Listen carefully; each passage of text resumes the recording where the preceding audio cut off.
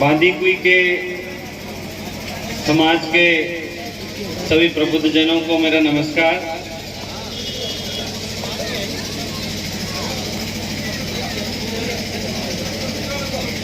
यहाँ आकर इस कार्यक्रम का हिस्सा बनकर अच्छा लग रहा है कि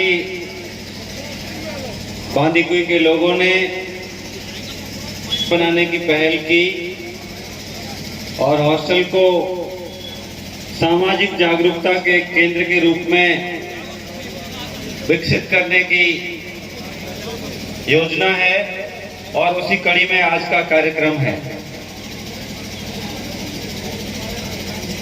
मैं आपके सामने कुछ सामान्य बातें, हालांकि मैं युवाओं के लिए सोचकर आया था कि हमारी नई पीढ़ी से संवाद होगा, लेकिन देख रहा हूं कि नई पीढ़ी के लोग तो यहाँ पर बहुत कम हैं।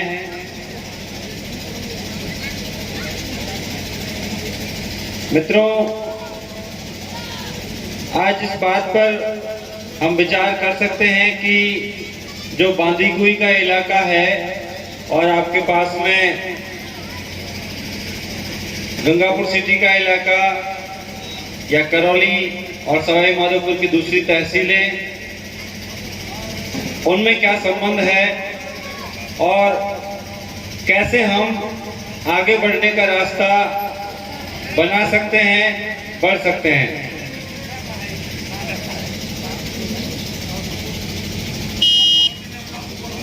ये हमारा समाज कई मामलों में बहुत खास है और आज का कार्यक्रम थोड़ा बिखरा हुआ जरूर है, लेकिन ये बहुत ही उम्मीद जगाने वाली बात है कि हमारे समाज में, देश में अलग अलग जगहों पर, न केवल जहां पर हमारा समाज रहता है यानी मुख्य रूप से राजस्थान में, बल्कि दूसरी जगहों पर जहां हमारे समाज के लोग नौकरी करते हैं, वहां भी एकजुट रहते हैं, मिलजुल करके रहते हैं। और जिस तरह से यहाँ एकजुटता के माध्यम से हॉस्टल बनाने की कोशिश हो रही है, वहां पर इस एकजुटता के माध्यम से एक दूसरे के काम आते हैं और समाज को आगे बढ़ाने का काम कर रहे हैं। मैं देखता हूं कि कई बार बहुत दूर दराज के इलाकों में आप यहाँ से लेकर और कन्याकुमारी तक चले जाइए, पूर्वोत्तर भारत तक, मणिपुर तक चले जाइए, हर जगह पर हमारे समाज के लोग हैं जो एक दूसरे की मदद करते हैं। तो मुझे गर्व है कि मैं एक ऐसे समाज से संबंध रखता हूँ, ऐसे समाज का सदस्य हूँ जिसमें एक सामूहिकता की भावना है, एकता की भावना है और जो मदद के लिए हमेशा तत्पर रहता है। इस बात को हमको महसूस करने की जरूरत है, क्योंकि यहाँ पर रहते हुए ये बात हमको महसूस नहीं हो पाती। यहाँ पर हम देखते हैं कि हमारे समाज के लोगों में एक होड़ मची हुई है, एक दूसरे को नीचे गिराने की कोशिश करते हैं, चाहे वो राजनीति के लिए हो या दूसरे स्वार्थों के लिए हो। लेकिन हमारे समाज की खूबी है कि जब घर से बाहर जाते हैं तो पूरा समाज एकजुट दिखता है। और मैं आप सबसे, मैं देख रहा हूं कि जहां पर यहाँ बैठे हुए लोगों में ज्यादातर ऐसे पढ़ने लिखने वाले बच्चों के माँ बाप हैं जो अपने बच्चों को दिशा दे रहे हैं, उनको पढ़ा रहे हैं। तो उनके सामने जो मुश्किलें आती हैं उन पर थोड़ी बात करना चाहता हूं। सबसे बड़ी मुश्किल ये है कि बांदीकुई का इलाका हमारे दूसरे इलाकों की तुलना में शिक्षा का कोई संबंध नहीं है। ये संबंध आपने बनाया है। पढ़ाई के माध्यम से आपका बच्चा न केवल हमारे समाज में बल्कि पूरे राज्य में, देश में और दुनिया में आपका नाम करेगा, वो सबसे बड़ी उपलब्धि है। आप याद करिए डॉक्टर अंबेडकर को, डॉक्टर बाबा साहब भीमराव अंबेडकर, क्या उनके माँ बाप उनको दहेज के लिए पढ़ा रहे थे? नहीं, उन्होंने पढ़ाई की और उस पढ़ाई से ये साबित किया कि एक कमजोर तबके का विद्यार्थी भी अगर मेहनत और लगन के साथ पढ़ता है तो वो दुनिया के सबसे अच्छे विश्वविद्यालयों में पढ़ सकता है। और उस वक्त के लोगों में से डॉक्टर भीमराव अंबेडकर को ही क्यों चुना गया? जो संविधान सभा बनाई गई, संविधान सभा की मसौदा समिति थी, उसका अध्यक्ष क्यों बनाया गया? क्योंकि पढ़े लिखे लोगों में सबसे ज्यादा पढ़ा लिखा वो व्यक्ति था जिसको आज हम बाबा साहब डॉक्टर भीमराव अंबेडकर के नाम से जानते हैं। हमारे समाज में ऐसे कोहिनूर हैं, हमारे समाज में एक से बढ़कर एक प्रतिभाएं हैं। उन प्रतिभाओं को निखारने की जरूरत है। तो सबसे पहले हमको घर से ये शुरुआत करनी पड़ेगी कि हम जो अंधविश्वासों पे खर्च कर रहे हैं, जो हम दहेज पे खर्च कर रहे हैं, उसको वहां से हटा करके हम बच्चों की शिक्षा पे खर्च करें। मैं देख रहा हूं कि जब हॉस्टल बनाने की बात हो या कोई शिक्षा के क्षेत्र में काम करने की बात हो, स्कूलों के कार्यक्रम होते हैं और स्कूल के कार्यक्रम में सरकार का फंड इतना कम है कि स्कूल को बहुत सारे गांव के लोगों की मदद की जरूरत पड़ती है, या कोई भी शिक्षा के क्षेत्र में पहल करने के लिए गांव वालों की मदद की जरूरत पड़ती है। लेकिन उन पहलों में गांव वाले बहुत कम मदद करते हैं। लेकिन दूसरी तरफ अगर कहीं मीन भगवान का मंदिर बन रहा है या कोई और मंदिर है, कोई और ढकोसला हो रहा है, उसमें जाकर के बढ़ चढ़ करके हिस्सा लेते हैं। दहेज में और भात में अपनी पूरी जमीन बेचने को तैयार हो जाते हैं, पूरी जितनी कमाई है उसको लगाने को तैयार हो जाते हैं। जो दहेज आप देते हैं, जो भात देते हैं, उससे किसका जीवन बदलता है? उससे किसी का जीवन नहीं बदलता। लेकिन आप अगर अपने बच्चों की शिक्षा में और दूसरे बच्चों की शिक्षा में लगाएंगे तो इससे आपके अपने बच्चों का भविष्य बदलेगा, इससे आने वाली पीढ़ियों का भविष्य बदलेगा। इसलिए मेरा पहला निवेदन आप सबसे ये है कि जो आप अंधविश्वास और कुरीतियों में खर्च करते हैं, उसको बच्चों को पढ़ाने में और समाज को आगे बढ़ाने में खर्च करें। सबसे बड़ी मुश्किल ये होती है कि हम जिस बैकग्राउंड से हैं, जिस पृष्ठभूमि से हैं, मेरी और आपकी पृष्ठभूमि एक ही है, ज्यादातर किसान परिवारों से संबंधित है। जब किसान परिवार का बच्चा स्कूल जाता है, कॉलेज जाता है, यूनिवर्सिटी जाता है, तो सबसे पहले उसके सामने मुश्किल आती है कि उसको लगता है कि मेरा बैकग्राउंड बहुत कमजोर है, मेरी पृष्ठभूमि बहुत कमजोर है, मैं कैसे आगे बढ़ पाऊंगा, कैसे आगे बढ़ पाऊंगी। तो इस पृष्ठभूमि को, जो हमारी किसान पृष्ठभूमि है, जो कमजोर आर्थिक स्थिति वाली पृष्ठभूमि है, मैं आप सबसे कहना चाहता हूं, ये हमारी कमजोरी नहीं है, ये हमारी मजबूती है।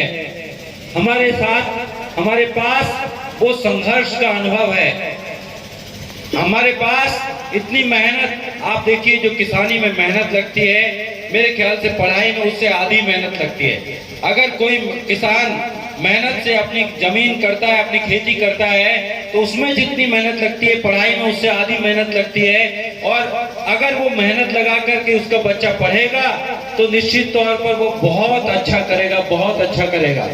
और लड़कियों के बारे में कहना चाहता हूँ, लड़कियां तो पहली बार पढ़ रही हैं, इससे पहले उनको कभी पढ़ने का मौका नहीं मिला। और डॉक्टर अंबेडकर मुझे फिर से याद आते हैं, क्योंकि वो पहली पीढ़ी थी जो पढ़ रही थी। जब भी पहली पीढ़ी पढ़ती है तो वो बहुत मेहनत और लगन के साथ पढ़ती है, क्योंकि उसके पास में जीतने के लिए पूरा आसमान होता है, पूरे जहान होता है, और हारने के लिए कुछ नहीं होता। अगर हम असफल होंगे तो क्या होगा? असफल होंगे तो जहां है वहीं रहेंगे, उससे क्या होगा? उससे बुरा तो कुछ होगा नहीं। लेकिन हमारे पास जीतने के लिए बड़े से बड़े अचीवमेंट हैं। इसलिए मित्रों, इसलिए बुजुर्गों, आप अपने बच्चों को ये सिखाएं कि अपनी किसान पृष्ठभूमि को, अपनी ग्रामीण पृष्ठभूमि को, या कई बार भाषा की दिक्कत आती है। हमारी मातृभाषा राजस्थानी, हिंदी, ढूंढाड़ी सब मिली जुली है। कई बार हम सोचते हैं यार हमको अंग्रेजी नहीं आती, हमारे बच्चों को अंग्रेजी नहीं आती, कैसे कर पाएंगे? तो कभी इसी ग्रामीण पृष्ठभूमि को, किसान पृष्ठभूमि को या हिंदी भाषा की पृष्ठभूमि को अपनी कमजोरी ना बनने दें। ये पृष्ठभूमि आपकी कमजोरी नहीं है। आप मेहनत करेंगे तो दुनिया की कोई भाषा मुश्किल नहीं है, दुनिया का कोई लक्ष्य बड़ा नहीं है। बड़े से बड़े लक्ष्य को आप प्राप्त कर सकते हैं। माध्यम से आपको बताता हूं, आपको लग रहा होगा कि ये कैसे संभव है। मैं तो आज तक कभी सरकारी स्कूल के अलावा कहीं पढ़ाई नहीं, पहली से लेकर पीएचडी तक की पूरी पढ़ाई सरकारी स्कूल कॉलेजों से की। आजकल हम सोचते हैं कि प्राइवेट स्कूल में आप बच्चे को भेजेंगे तो ज्यादा अच्छी शिक्षा मिलेगी। मेरा सोचना इसमें अलग है। मैं मानता हूं कि सरकारी स्कूल के शिक्षक ज्यादा काबिल है, उन्होंने ज्यादा अच्छी डिग्रियां हासिल की है, ज्यादा बड़ा कंपटीशन पास किया है, इसलिए उनके पास ज्यादा योग्यता है।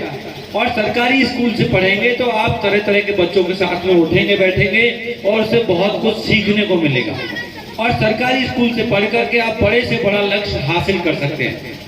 मैं गांव में पढ़ता था और बीए तक मैं बताऊं आपको कि मैं भैंस चराता था, क्योंकि पिताजी का निधन हो गया, बहन की शादी हो गई, भैया बाहर पर चले गए, अब घर में बचा अकेला मैं भैंस चराता था और उसी में थोड़ी बहुत पढ़ाई करता था। उस पढ़ाई से जो गांव के स्कूल से शुरू की, गांव से ही वो उससे देश के सबसे बड़े विश्वविद्यालय में ना केवल पढ़ने के लिए गया, बल्कि उस सबसे बड़े विश्वविद्यालय में पढ़ाने के लिए भी मैंने सोचा, सपना देखा और उसमें मुझे पढ़ाने का अवसर मिला और 18 साल से उस विश्वविद्यालय में मैं पढ़ा रहा हूँ। और ना केवल देश के सबसे बड़े विश्वविद्यालय में पढ़ाया, दुनिया के विश्वविद्यालय में। कोई भारत में तो कह सकता है कि भाई रिजर्वेशन है और रिजर्वेशन की वजह से चले गए, लेकिन इटली के विश्वविद्यालय में तो रिजर्वेशन नहीं है, लेकिन अंकारा के विश्वविद्यालय में तो रिजर्वेशन नहीं है। वहां पर जो इटली यूरोप में है, यूरोप के विश्वविद्यालय में मुझे पढ़ाने के लिए चयन किया गया और मैंने वहां के विद्यार्थियों को 2 साल तक पढ़ाया। इस बार फिर अप्रैल में मैं वहां पढ़ाने के लिए जा रहा हूं। अंकारा विश्वविद्यालय में मैंने 1 साल तक पढ़ाया और मुझे कभी जो अपनी ग्रामीण पृष्ठभूमि है या हिंदी भाषा की पृष्ठभूमि है या किसान पृष्ठभूमि है, इसमें कोई कमी नजर नहीं आई। हम लोग कितने खुशनसीब हैं कि हमारे पास 2 तरह के अनुभव है। जो लोग शहर में पैदा होते हैं, अमीर घर में पैदा होते हैं, उन्होंने जीवन में कुछ नहीं देखा होता, बस वो शहर और अमीरी ही देखी होती है। हमने गांव की गरीबी भी देखी है, हमने गांव की मुश्किलें भी देखी है और हमने शहर का जीवन भी देखा है, अमीरों का जीवन, खोखला जीवन भी देखा है। और मैंने पाया है कि हमारा जीवन ज्यादा असली है, ज्यादा संघर्षपूर्ण है, इसलिए हमको कोई नहीं रोक सकता आगे बढ़ने से। कभी अपनी पृष्ठभूमि को देखिए, मैंने पहली से लेकर पीएचडी तक पूरा हिंदी मीडियम में पढ़ाई की, लेकिन मुझे अंग्रेजी में कभी कोई मुश्किल नहीं आई। जब मैं विदेश में पढ़ाने के लिए गया तब भी मुश्किल नहीं आई। जब अंग्रेजी के चैनल बोलने के लिए बुलाते हैं, आप में से शायद किसी ने देखा हो, रिपब्लिक अंग्रेजी का चैनल है, उन्होंने मुझे फोन किया कि आपको डिबेट में हम बुलाना चाहते हैं, लेकिन अंग्रेजी में बोलना होगा। मैंने कहा कोई दिक्कत नहीं है, विचार महत्वपूर्ण है, भाषा कभी बाधा नहीं बनती। अगर आपके विचार स्पष्ट है, आपके संघर्ष स्पष्ट है, आपके आगे की दिशा स्पष्ट है, तो भाषा आपको रोक नहीं पाएगी। और अर्नब गोस्वामी के मुंह से मुंह मिला करके कि हाँ ये फला आदमी चोर है और ये ईमानदार है, ये कहने के लिए कोई भाषा हमको नहीं रोक सकती। चाहे हम हिंदी भाषा के हैं, हम वहाँ अंग्रेजी भी बोलेंगे। और जब मैंने भाषा को पढ़ा, चूंकि मैं तो भाषाएं पढ़ाता हूँ, तो मैंने पाया कि हिंदी अंग्रेजी की तुलना में ज्यादा कठिन है। हम बचपन से जानते हैं, इसलिए हमको आसान लगती है। अंग्रेजी सीखना बहुत आसान है।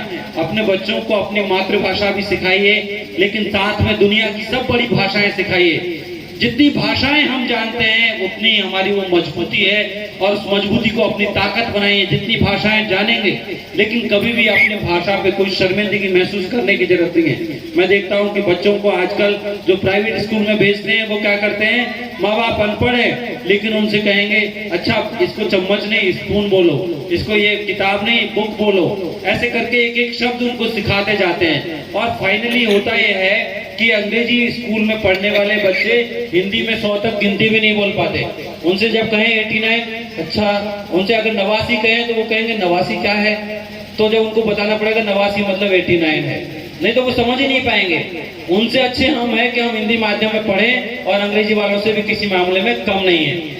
और जब आप निश्चित तौर पे आरक्षण की वजह से अगर हम आगे जाते हैं, आरक्षण हमारे लिए एक प्रावधान है जिसकी वजह से हमें मदद मिलती है, लेकिन आरक्षण को कभी अपनी कमजोरी ना बनने दें।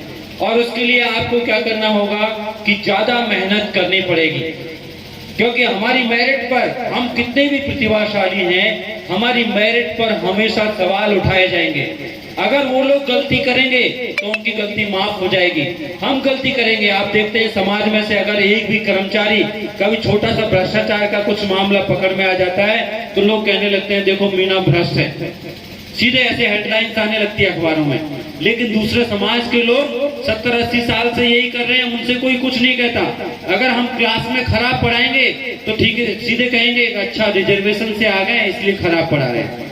इसलिए दोस्तों हमको ज्यादा मेहनत करनी है। हम जिस भी पद पर हों, जिस भी ओहदे पर हों, उसमें हमको बाकी समाजों के लोगों से ज्यादा अच्छा करके दिखाना है। और इसी दावे के आधार पर, इसी मेहनत और संघर्ष के आधार पर आज मैं ये चुनौती देने के लिए तैयार हूँ कि मेरे साथ का शिक्षक कोई भी आकर के ये कहे कि ये लो विषय और 1 हफ्ते की तैयारी का टाइम है, 1 हफ्ते तुम तैयारी करो, 1 हफ्ते मैं तैयारी करता हूँ और तुम मुझसे अच्छा बोल के दिखाओ, तुम मुझसे अच्छा पढ़ा के दिखाओ। ये जज्बा हमको लेकर चलना पड़ेगा ताकि कोई हमारी मेरिट पर, कोई हमारी प्रतिभा पर कभी सवाल ना खड़ा कर सके। हमें मेहनत करनी है और अच्छे से अच्छा करके दिखाना है। हम जिस भी डिपार्टमेंट में, ये तो मैंने एजुकेशन की बात कही, आप अगर किसी दूसरे विभाग में हैं, और मुझे देख करके ये गर्व होता है कि जब भी किसी राज्य में, हमारे हर राज्य में प्रशासनिक अधिकारी हमारे सिविल सर्वेंट है, और उन सिविल सर्वेंट को, उन प्रशासनिक अधिकारियों को हर राज्य की सरकार बहुत ईमानदार और मेहनती मानती है। हमेशा जब भी कोई उनको सेक्रेटरी चुनना होता है, किसी महत्वपूर्ण जिम्मेदारी देनी होती है, तो हमारे समाज के पदाधिकारियों को उसके लिए चुना जाता है। ये हमारे समाज की मेरे ख्याल से एक बहुत बड़ी खूबी है, और ये खूबी वहीं से आई है जो हमारी संघर्ष की पृष्ठभूमि है, हमारी ग्रामीण पृष्ठभूमि है, हमारी किसान जीवन की पृष्ठभूमि है, जहां हमने मेहनत और ईमानदारी सिर्फ सीखी है। हमारे समाज की खूबी है कि हमारा समाज कभी चापलूसी के चक्कर में नहीं पड़ता। हमारा समाज एक स्वाभिमानी समाज है। मैं देखता हूँ जहां पर हूँ वहां देखता हूँ कि दूसरे समाजों के लोग जैसे ही सत्ता बदलती है तुरंत अपना रंग बदल लेते हैं और उसकी चापलूसी करने लगते हैं जो नई सत्ता आई है, और उसमें जी हुजूरी करने लगते हैं, नीचे लेट जाते हैं एकदम उनके, हाँ जी हाँ जी हाँ जी सर, हाँ जी मैडम, ये करने लगते हैं। लेकिन हमारे समाज के लोगों में ये खूबी है कि हम मेहनत और ईमानदारी के साथ जीते हैं, इसलिए किसी के आगे झुकने की कभी जरूरत नहीं पड़ती। हो सकता है कि हमारा प्रमोशन देर से होगा, हो सकता है हमारा प्रमोशन ना हो, लेकिन हम खुददारी के साथ जिएंगे, स्वाभिमान के साथ जिएंगे और अपने समाज की शान को हमेशा ऊपर रखेंगे। इसलिए दोस्तों अपनी आगे आने वाली पीढ़ियों को मेहनत और ईमानदारी के साथ पढ़ाएं। उस संघर्ष जो आपने किया है, जो आपने बड़े गुणों से सीखा है, उस संघर्ष की प्रेरणा को आगे रखें। मुरारी लाल जी ने ठीक कहा कि गांव में नशे की लत हो रही है। हमारी तहसील में जो बजीरपुर तहसील है, गंगापुर सिटी बजीरपुर का इलाका, वहां पर ये नशे की लत बहुत चरम पर पहुंच चुकी है। वहां के विद्यार्थी जो जिनको पढ़ना चाहिए या जॉब की तैयारी करनी चाहिए, वो तरह तरह की नशे की लत में डूब चुके हैं। कोई स्मैक्स ले रहा है, कोई दूसरे नशे कर रहा है, तरह तरह के नशे हैं। और पूरा अपना जो उनको तैयारी के लिए उनके माँ बाप बड़ी मेहनत से पैसा इकट्ठा करके देते हैं, वो या तो नशे में खर्च कर दे रहे हैं, या आजकल ऑनलाइन गेम बहुत सारे हो गए हैं। मोबाइल में ऐसे गेम है जो आपके करोड़ों रुपए को चंद मिनटों में खत्म कर देंगे। ये सपना दिखाया जाता है कि देखो फला ने वो लूडो खेला और लूडो खेल करके उसने एक मकान खड़ा कर दिया, या उसने बोलेरो ले ली, या और कोई गाड़ी खरीद ली। वो कितने लोगों के साथ हो रहा है? वो 1000 लोगों में से एक के साथ हो रहा है, बाकी 999 लोग तो बर्बाद ही हो रहे हैं। इसलिए दोस्तों कभी भी उन ऑनलाइन गेम्स के चक्कर में ना पड़े। वो सिर्फ डुबोने के लिए है, वो अमीरों के चौंचले हो सकते हैं, किसान परिवारों के लिए वो नहीं है। जो मेहनत और संघर्ष से हम आगे बढ़ रहे हैं, आपने बच्चों को मेहनत करके जमीन को गिरवी रख करके जयपुर पढ़ने के लिए भेजा है, दौसा पढ़ने के लिए भेजा है, उस बच्चे को अच्छे संस्कार देना भी जरूरी है। और जो विद्यार्थी मेरी बात सुन रहे हैं, उन विद्यार्थियों को ये बात समझनी चाहिए कि आपके माँ बाप ने इतना संघर्ष किया है, उस संघर्ष को जाया ना जाने दें, उसको बर्बाद ना करें, उस संघर्ष को अपनी मंजिल तक पहुंचाएं और नशे की लत और गैम्बलिंग की लत से दूर रहे।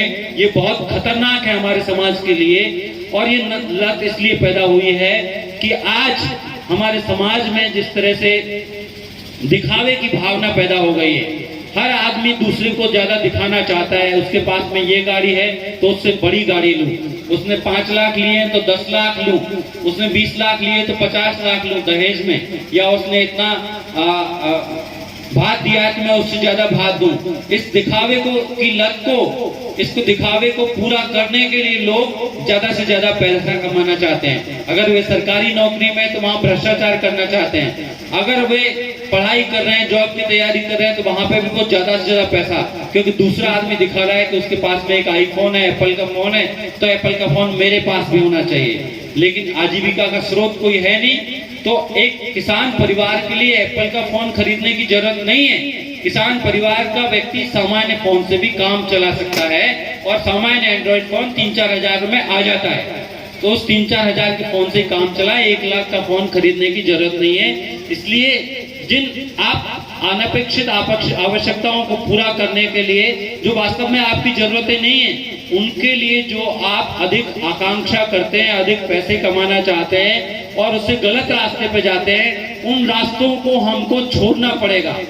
ये हमारे समाज को गलत दिशा में ले जा रहे हैं। और मेरे ख्याल से जो लोग आगे बढ़ गए, मान लीजिए जो लोग यहाँ पे बैठे हुए मंच पे, मैं मानता हूँ कि वे समाज के प्रबुद्ध जन हैं, आगे बढ़ गए हैं, अच्छे अच्छे पदों पर है। ये उनकी जिम्मेदारी है कि जो लोग पीछे छूट गए हैं उनका हाथ पकड़ें, और अगर वो गलत रास्ते पर जा रहे हैं तो उनको गलत रास्ते पर जाने से रोकें। लेकिन होता क्या है कि हमारे समाज के प्रशासनिक अधिकारी या जो सफल हो गए हैं, वो सोचते हैं कि अरे अब तो मैं बॉस बन गया, अब तो गांव में सब लोग मैं घर से निकलूं सब लोग नमस्ते करते हुए चले। अरे क्यों नमस्ते करे भाई? आपने गांव के लिए क्या किया है? आप अधिकारी बने हो तो अपने फायदे के लिए बने हो। अगर आप जिस दिन गांव के लिए कुछ करेंगे, समाज के लिए कुछ करेंगे, तब गांव के लोग अपने आप आके आपके आगे नतमस्तक होंगे, आपका सम्मान करेंगे। इसलिए ये अधिकारियों को भी सोचने की जरूरत है कि सिर्फ तभी समाज को याद ना करे जब चुनाव लड़ने का मन बने, समाज को पहले से याद करते रहे। आप प्रशासनिक अधिकारियों के पास जाके देखिए, वो आपसे मिलेंगे नहीं, अपॉइंटमेंट लेना पड़ेगा, टाइम ही नहीं है आपके लिए उनके पास में। उनको लगेगा कहां से उठ करके आ गए हैं। लेकिन जब वोट मांगने की बारी आएगी, जब टिकट की बारी आएगी, तब आके आपके सामने लेट जाएंगे। तो ऐसे दोगले लोगों को भी आप समझें, और समाज के अधिकारियों की जिम्मेदारी है कि जो पीछे छूट गए हैं उनको साथ में ले, उनका हाथ पकड़े। जो आगे बढ़ गए हैं तभी वो उनकी महत्ता है, वरना व्यर्थ है। वरना दूसरे समाजों के अधिकारी और अपने समाज के अधिकारी, उनमें क्या फर्क है? अगर हम समाज में पीछे छूट गए लोगों को साथ में ना ले सके, अपने छोटे भाई बहनों को साथ में ना ले सके। बहुत सारे परिवार ऐसे हैं जिनमें लड़कियां पहली बार पढ़ रही है, क्योंकि इससे पहले कभी पढ़ाया नहीं गया। तो उन लड़कियों के ऊपर ये प्रेशर बनने लग जाता है जैसे वो 12वीं पास करती है कि अच्छा लड़की का किसी के साथ में अफेयर ना हो जाए, नहीं तो इज्जत खराब हो जाएगी। अरे इज्जत आपकी को खराब होगी। जो लड़का कोई बुरा कर्म करता है उसके परिवार की इज्जत खराब होनी चाहिए। आपकी बच्ची पढ़ रही है तो उसके साथ में खड़े होइए। अगर उसके जीवन में कोई घटना घट जाती है तब भी उसको अकेले मत छोड़िए, उसके साथ खड़े होइए कि बेटा कोई बात नहीं, जो हो गया उसको भूलो और आगे बढ़ो। क्योंकि अब लड़कियों के लिए ज्यादा अवसर है और लड़कियों के साथ हमको खड़े होने की जरूरत है। ये लड़कियां ही आगे समाज को दिशा देने वाली है। एक बात और आखिर में कि अब हमारा समाज अभी तक एक हमारे समाज की प्रवृत्ति है कि सिर्फ सरकारी नौकरी की तरफ देखते हैं, उसके अलावा कुछ नहीं देखते। अगर बेटी की शादी करनी है तब भी देखते हैं, चाहे गैंगमैन के साथ ही करें, लेकिन सरकारी नौकरी होनी चाहिए। मित्रों, अब इस बात को थोड़ा हमको सुधारना पड़ेगा। ये बात अब 10-15 साल 20 साल पहले चल जाती थी। अब हमको जो पढ़ रहे हैं, जो अपने बच्चों को पढ़ा रहे हैं, उनको ये सोचना पड़ेगा कि सरकारी नौकरियां बहुत सीमित हो गई हैं। अब हमको प्राइवेट सेक्टर की तरफ भी देखना पड़ेगा। अब सरकारी नौकरियों से काम नहीं चलेगा। बच्चों को ऐसी शिक्षा दीजिए जिसके माध्यम से उनको जल्दी से कोई काम मिल सके। हर बच्चा IAS नहीं बन सकता, हर बच्चा प्रोफेसर नहीं बन सकता, हर बच्चा इंजीनियर और डॉक्टर नहीं बन सकता। आपके बच्चे के अंदर जो खूबी है उस खूबी को समझिए और उसको इसलिए प्रेरित करिए, इस तरह के कोर्सेज कराइए। जैसे मैं बताऊंगा आपको, BSc नर्सिंग करा लीजिए, या जो पशुओं के डॉक्टर होते हैं उनके कोर्स करा लीजिए। ऐसे कोर्स जिनमें कि वो प्राइवेट सेक्टर में भी काम कर सके, या ऐसे बहुत सारे कोर्स हो सकते हैं। यानी कुल मिलाकर के हमारे बच्चों के अंदर हमको अब कौशल विकास पर ध्यान देना पड़ेगा। सिर्फ डिग्रियों से काम नहीं चलेगा, क्योंकि डिग्री मिलने से नौकरी नहीं मिल रही है। जो अच्छे कॉलेजों से भी BTech किए हुए हैं, उन BTech करके बैठे हुए लोगों को लोग 10-15 हजार से ज्यादा रुपए तनख्वाह नहीं दे रहे हैं। उनकी तनख्वाह इतनी कम है, उनको जॉब नहीं मिल पा रहे, सम्मानजनक जॉब नहीं है। इसलिए अब हमको नए क्षेत्रों के बारे में सोचना पड़ेगा। अब हमको नए क्षेत्रों के बारे में सोचना है और ऐसे ही जब आप शादी करने जाएं तभी लड़का और लड़की का आप उनके आपस में ये देखिए कि आपस में दोनों का तादाद में कितना मिल सकता है। हम हमेशा देखते हैं अच्छा कितनी बड़ी नौकरी है इसकी, कितनी ग्रेड पे है, कितनी सैलरी है, या बाप की क्या तनख्वाह है, भाई की कितनी तनख्वाह है, कितना अमीर परिवार है, कहाँ पे प्लॉट है, कहाँ पे फ्लैट है, ये सब देखते हैं। ये कभी नहीं देखते कि लड़का और लड़की की प्रवृत्ति क्या है। और उनका जॉब महत्वपूर्ण नहीं है, उनके आपस में संस्कार मिलने चाहिए, उनके बातचीत व्यवहार मिलना चाहिए। और अगर मैं तो ये भी कहूंगा, अगर आप मेरी बात मान सके कि आपका लड़का और लड़की किसी को पसंद करते हैं तो उनके साथ भी खड़े हो जाइए और उसमें आपकी दहेज की समस्या का भी समाधान हो जाएगा। और मेरे ख्याल से वो ज्यादा अच्छा और सुखद जीवन जी पाएंगे। थोड़ा मुश्किल है स्वीकार करना, पर धीरे धीरे स्वीकार करना पड़ेगा। आप नहीं स्वीकार करेंगे तो वो आपको स्वीकार करवा देंगे थोड़े दिनों में। इसलिए इसके साथ में थोड़ा थोड़ा बदलना शुरू कीजिए। आज के इस सभा में मेरे ख्याल से इस तरह के संवाद के माध्यम से यहाँ के जो समिति है, संघ है, उसको मैं बहुत धन्यवाद अदा करता हूँ कि आपने एक संवाद का अवसर मुहैया कराया और इन बातों पर आप विचार करेंगे, इनमें से दो एक बात कुछ मानेंगे भी और आगे से हम इस तरह का संवाद करते रहेंगे और अपने समाज को आगे बढ़ाएंगे। बहुत बहुत धन्यवाद। बहुत